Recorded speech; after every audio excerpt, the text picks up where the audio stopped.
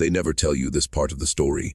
Not in school, not in documentaries, not in the neat timelines carved into textbooks, but beneath the soil of this country, beneath farm roads, riverbanks, and forgotten hollows, there are families who didn't inherit land or legacy. They inherited something else, something written in blood. And once you're born into it, there is no leaving. And somewhere between myth and medical record, between folklore and fact, lies a truth America has spent generations trying to bury. A truth about what happens when isolation becomes tradition, when survival turns inward, and when blood decides who you will become before you ever take your first breath. This is not a story about monsters. It's about people. And that's what makes it unbearable. And imagine being born into a family where your last name is a warning, where the town doesn't look you in the eye, where children whisper things they don't fully understand, but adults know exactly what they mean. Imagine realizing slowly that the future you were promised was never yours to choose. That your body, your mind, your limits were negotiated long before you existed. And in the earliest days of this country, isolation was not unusual. Communities formed far from cities, tucked into valleys and mountains, where roads came late and left early. Families lived miles apart, winters cut off contact, and survival depended on who was close enough to help. Over time, those circles tightened. Cousins married cousins. Bloodlines folded in on themselves, not out of malice but necessity. At first, nothing seemed wrong. Children were born, crops were planted, life went on, but nature keeps records even when humans don't, and the first signs were small. A child who struggled to speak, another who never learned to read, someone with a limp that couldn't be explained, eyes that didn't quite align, tempers that flared without warning. The town noticed, but quietly. No one wanted to be the one to say it out loud, because saying it meant admitting that this wasn't bad luck, this was inheritance, and doctors didn't visit often back then, and when they did, they didn't stay. Medical notes, when they existed at all, were vague, congenital, developmental, words that explained everything and nothing, and so families filled the silence with stories, God's will, a curse, a punishment. Anything was easier than the truth. That repetition had consequences, and those consequences had faces. And children born into these families learned early what the world thought of them. They learned it in the way teachers lowered expectations before lessons even began, in the way employers stopped returning calls, in the way strangers stared just a second too long. But the cruelest lesson came at home, in the quiet understanding that whatever was wrong with them had come from the very people they depended on. And blood, after all, is supposed to mean safety, and as generations passed, the pattern became harder to ignore. Certain families seemed frozen in time while the rest of America moved forward. While highways spread and cities rose, these households remained locked in the same cycles: poverty, illness, dependency. Not because they refused to change, but because change had never been offered. When you are born into a system that never taught you how to leave, escape becomes a myth, and yet the outside world couldn't look away forever. And by the early 20th century, researchers began to notice these pockets of stagnation. Sociologists, doctors, eugenicists, some driven by curiosity, others by cruelty. They arrived with notebooks and cameras, measuring skulls, cataloging behaviors, turning human lives into case studies. To them, these families weren't people. They were evidence, proof of theories that should never have existed. But here is the part that history often gets wrong. The real horror wasn't what outsiders said about these families. It was what happened when the families started to believe it themselves. And when children grow up hearing that they are broken, that their blood is flawed, that their future is already ruined, something inside them begins to collapse. Hope doesn't die loudly. It erodes, slowly, quietly, until one day no one remembers what it felt like to expect more, and some tried to leave. A few always do. They boarded buses, changed names, married strangers from faraway towns. But blood has a long memory, and even those who escaped carried questions that never fully answered themselves. Was it passed on? Was it waiting? Was the nightmare over, or just paused? And this is where our story begins, not with a single family, not with a single town, but with a pattern America refused to confront, a pattern that asks an unbearable question. If your fate is written before birth, where does responsibility end, and where does tragedy begin? And because once blood decides, the consequences don't stop at one generation. They echo, they multiply, and they leave behind a trail of lives that were never meant to be examined this closely. And if you feel uneasy right now, that's because you should. You're standing at the edge of an archive that was never meant to be opened, and we've only just unlocked the door. And they grew up learning silence before they learned language. In these places, questions were dangerous things. You didn't ask why your uncle never left the house. You didn't ask why your sister learned slower than other kids. And you never asked why your family name made teachers sigh before the first day of class even began. Silence was survival, because once something is spoken, it becomes real. And once it's real, it can't be undone. And inside these homes, normality wore a thin disguise. Dinner tables looked ordinary. Old photographs lined the walls. But linger long enough and patterns emerged. Repeated faces across generations. The same eyes staring back from different decades. The same expressions frozen in time. It wasn't just resemblance. It was repetition. As if the family itself was looping, unable to move forward, unable to escape itself. And children born into these bloodlines didn't experience childhood the way others did. Curiosity was limited by capability. Dreams were shaped by what they saw around them. People who never left, never advanced, never recovered. When your entire world is a few square miles and the same last names echo across gravestones, imagination becomes dangerous. It whispers about other lives you were never meant to live, and school was often the first place the truth pressed in. Other children noticed differences quickly, speech that lagged behind, movements that didn't sync, emotional reactions that came without warning. Mockery followed, sometimes cruelty and sometimes worse, pity. Pity is quieter, but it cuts deeper, because pity confirms what fear already suspects, that something about you is fundamentally wrong, and at home, parents did what they could with what they had. Many loved fiercely, some loved desperately, but love doesn't cure genetics. Love doesn't rewrite biology. And love can't explain why one child thrives while another struggles to perform the simplest tasks.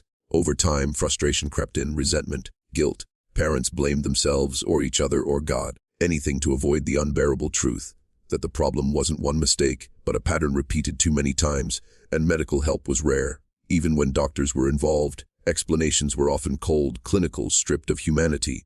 Words like hereditary, degenerative, irreversible. These weren't just diagnoses, they were verdicts. And once delivered, they changed how a family saw itself forever, and some communities responded by tightening their grip. Outsiders became threats. Marriage within the family felt safer than inviting judgment from the outside world. Familiar blood meant predictable behavior, familiar limits. And so the cycle continued, not out of ignorance alone, but fear. Fear of ridicule, fear of abandonment. Fear that outsiders would take one look and confirm what the family had spent generations trying not to say aloud. But fear has consequences. And as decades passed, the effects compounded. Physical abnormalities became more pronounced. Cognitive challenges deepened. Emotional regulation frayed. What once appeared subtle grew unmistakable. And still, the family persisted, because what choice did they have? When every exit is blocked by stigma and every road out demands resources you don't possess, endurance becomes the only option. And to the outside observer, it was easy to judge. Easy to ask why they didn't just leave, just change, just stop. But that question misunderstands the nature of inheritance. You don't choose the rules of the game you're born into. You learn them, you adapt to them, and eventually, you stop questioning them altogether. And the real tragedy wasn't the physical manifestations. It was the psychological inheritance. Children learned early not to expect much, from life or from themselves. Ambition felt foreign, education felt futile, hope became something other people carried.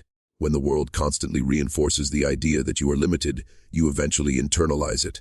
And once that happens, escape becomes almost impossible, and researchers who studied these families often missed this part. They measured intelligence, cataloged defects, traced bloodlines. But they rarely asked how it felt to grow up knowing the world had already decided your value.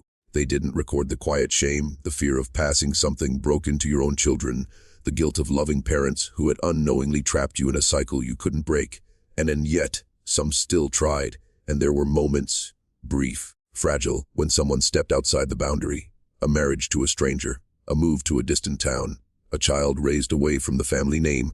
These moments offered glimpses of what might have been. But even then, the past followed closely behind. Records existed, memories lingered, and the question always remained, was the nightmare truly over, or simply dormant? And because blood doesn't announce itself loudly, sometimes it waits, sometimes it hides, and sometimes it reemerges generations later when no one is prepared to face it. And this is the part of the story that rarely makes it into history books. Not the charts or the case studies, but the lived reality of being born into something you didn't choose and being judged for it anyway. These families weren't cautionary tales. They were human beings caught in a system that failed them at every level. And as we move deeper into this archive, the question grows heavier: at what point does neglect become cruelty? At what point does silence become complicity? And how much suffering can be inherited before it stops being an accident and starts becoming a legacy? And by the time the outside world decided to intervene, The damage was already written into bodies and minds. Intervention didn't arrive as help. It arrived as judgment. Clipboards replaced conversation. Cameras replaced compassion. And entire families found themselves transformed from neighbors into exhibits. And the early 20th century was obsessed with classification. America wanted to sort everything: success and failure, intelligence and deficiency, worthy and unworthy. And these families, already living on the margins, became convenient proof for dangerous ideas. Researchers labeled them not by their names, but by what they represented to theory. They were described as lineages instead of lives, as problems instead of people. And when officials entered these communities, they didn't ask what had been taken from them. They asked what was wrong with them. And family trees were drawn like warning maps. Generations were reduced to symbols, circles and squares marked with defects, annotations scribbled in the margins: illness, disability, criminality, as if human complexity could be flattened into ink. And once documented, these records followed families like shadows. Long after the researchers left, the stigma stayed, and children grew up knowing their bloodline was archived somewhere, dissected by strangers who would never sit at their dinner tables or hear their laughter, knowing that somewhere, in a university or government office, their family name existed as a case study. A cautionary tale whispered among professionals. That knowledge changes a person. It makes you feel exposed even when you're alone, and some families resisted. Doors were shut. Questions went unanswered. Outsiders were chased off with suspicion sharpened by decades of ridicule. Others complied, hoping cooperation might bring assistance. Medical care, education, support. What they received instead was surveillance, judgment disguised as science, and the language used to describe them was clinical, but the consequences were deeply personal. Terms like degenerate, unfit, hereditarily flawed, words that didn't just describe conditions, they erased dignity. And once society accepts those labels, it becomes easier to justify actions that should never be justified. And this was the era when decisions were made for people not with them, and marriages were discouraged, sometimes forbidden. Children were removed for their own good. In the darkest cases, the state decided that certain bloodlines should not continue at all. Procedures were performed without understanding, without consent, without mercy. Generations ended quietly, not by choice, but by policy. And all the while, the public was told it was progress, and what was rarely discussed was the irony. How much of the suffering these families endured came not from genetics alone, but from poverty, isolation, and neglect, limited education, poor nutrition, no access to health care. When opportunity is absent for long enough, disadvantage compounds. But that explanation was inconvenient. Blaming blood was simpler, cleaner, less threatening to the idea that the system itself might be broken. And inside the families, the effects were devastating. Parents lived with constant fear. Fear that authorities would take their children. Fear that doctors would judge them. Fear that admitting struggles would invite punishment rather than help. Children sensed this fear even when it wasn't spoken. They learned to hide, to minimize, to stay invisible. But invisibility comes at a cost. And as years passed, many internalized the narratives imposed on them. They began to see themselves not as individuals, but as outcomes, as inevitabilities. When a society repeatedly tells you that you are the product of bad blood, eventually you stop arguing, you stop hoping, you stop imagining a different future. And that is perhaps the most haunting inheritance of all. Not the physical traits passed down through DNA, but the belief that nothing can change. And yet even in these conditions, humanity persisted. There were moments of joy that records never captured, laughter that never made it into studies. Bonds formed not because of blood, but despite it. Mothers who fought quietly for their children. Siblings who protected each other from a world that refused to understand them. And these moments mattered. But history rarely records tenderness when it's busy cataloging flaws.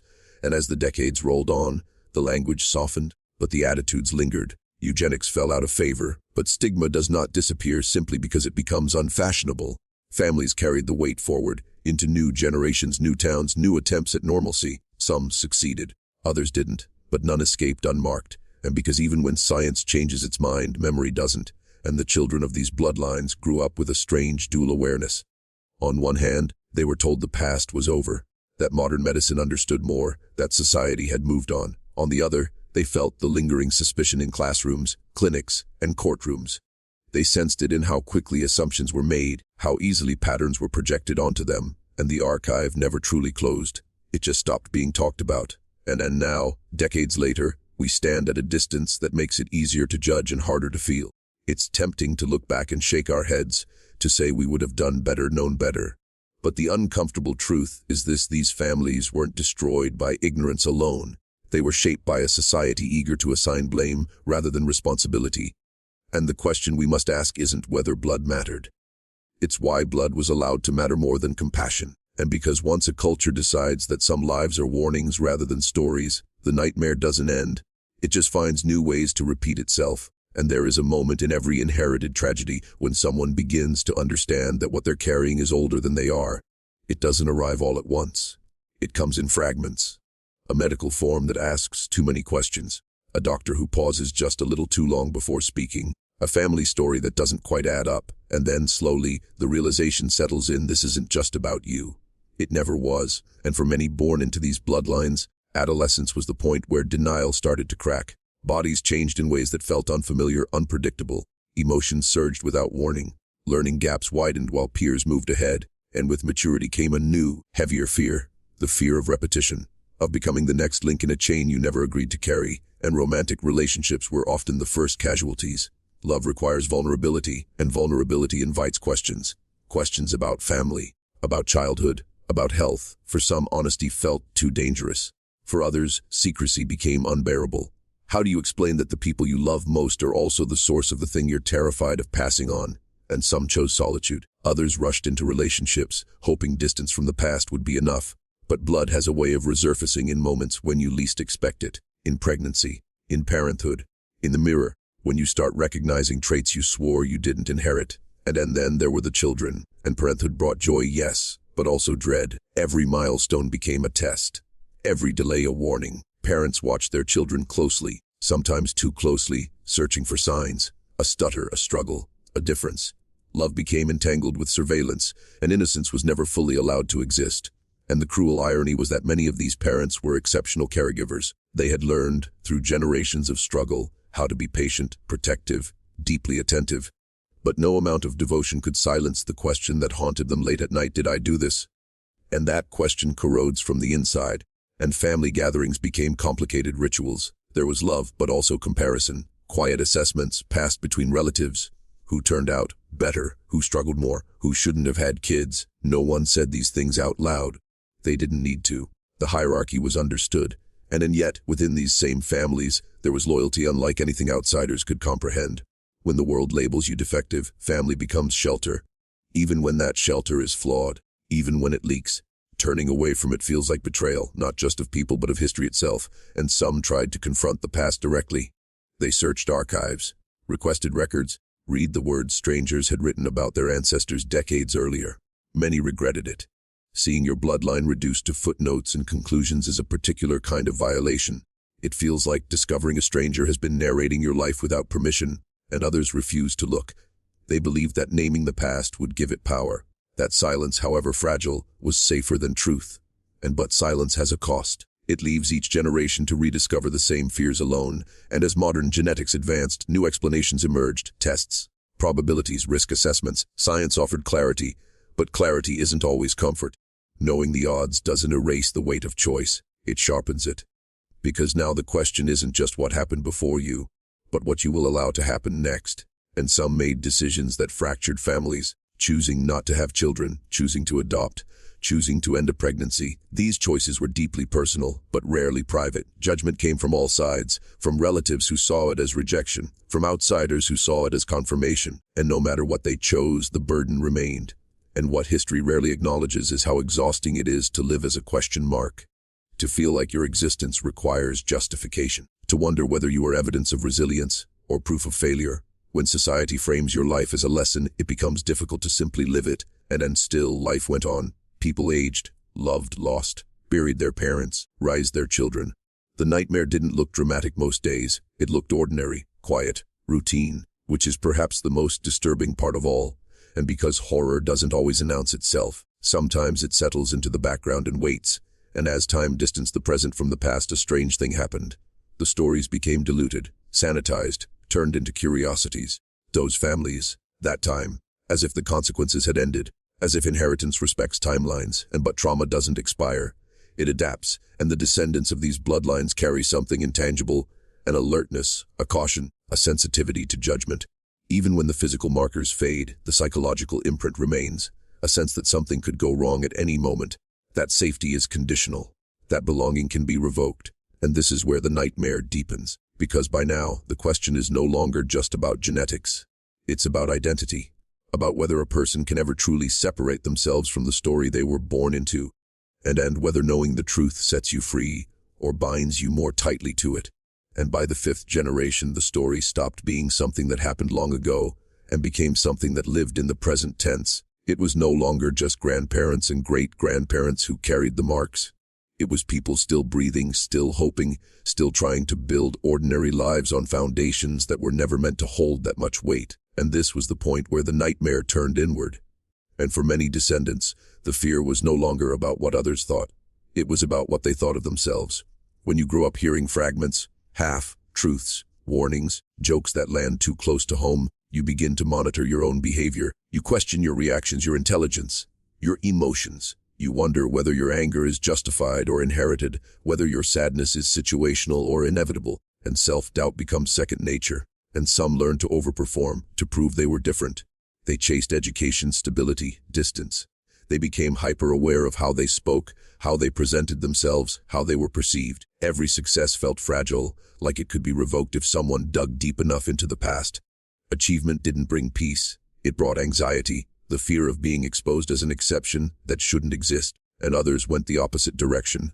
They leaned into low expectations because disappointment hurts less when you expect nothing. If the world already assumes you'll fail, there's a strange relief in not trying. This wasn't laziness.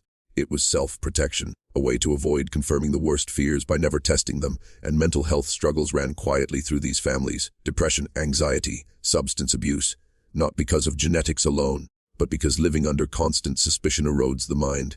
When you're taught, explicitly or subtly, that your bloodline is flawed, you begin to feel like a mistake that learned how to breathe. And yet, the world around them consumed these stories with fascination, and books, articles, documentaries, each promising to uncover the truth behind certain families. Faces blurred, names whispered, lives reduced to shock value. Audiences leaned in, curious, disturbed, entertained. Rarely did they ask what it felt like to recognize your relatives in these stories, to hear strangers debate whether people like you should exist. And for the families, this attention was another violation, another reminder that their pain belonged to everyone except them, and they became symbols instead of survivors. And the most unsettling part is how easily society justifies this curiosity. It calls it education, awareness, history. But awareness without empathy is just voyeurism, and history told without humanity becomes cruelty wearing an academic mask. And inside the families, a quiet reckoning unfolded. Younger generations asked questions older ones didn't know how to answer. Why didn't anyone stop this? Why didn't we leave? Why didn't we know better? These weren't accusations. They were grief searching for somewhere to land. And the answers, when they came, were never simple. Because stopping a cycle requires options, knowledge, support, none of which were offered when it mattered most. And this is where the story turns uncomfortably toward us. And because it's easy to view this nightmare as something finished, something confined to black and white photographs and outdated theories. But the mechanisms that allowed it to happen, neglect, isolation, stigma, poverty, are still very much alive. They just wear different names now. And if you're still watching, you're already braver than most. Tell us in the comments, what would you have done if this was your bloodline? And that question isn't hypothetical. It's a mirror. And would you stay loyal to family, even when loyalty perpetuates harm? Would you walk away knowing it might mean never belonging anywhere again? Would you trust systems that failed your ancestors to suddenly protect you? And there is no correct answer. That's what makes it unbearable. And some families chose transparency, hoping honesty would dismantle stigma. Others chose privacy, believing silence was the last defense they had left. Both choices carried consequences.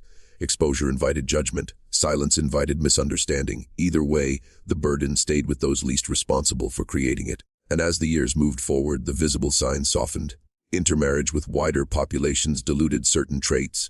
Medical care improved outcomes. On the surface, it looked like progress, and in many ways it was. But beneath that progress, something lingered, and a sensitivity to being watched. A fear of records, a hesitation to trust institutions. When your family history includes being studied, labeled, and controlled, authority never feels neutral again. Hospitals feel threatening. Paperwork feels dangerous.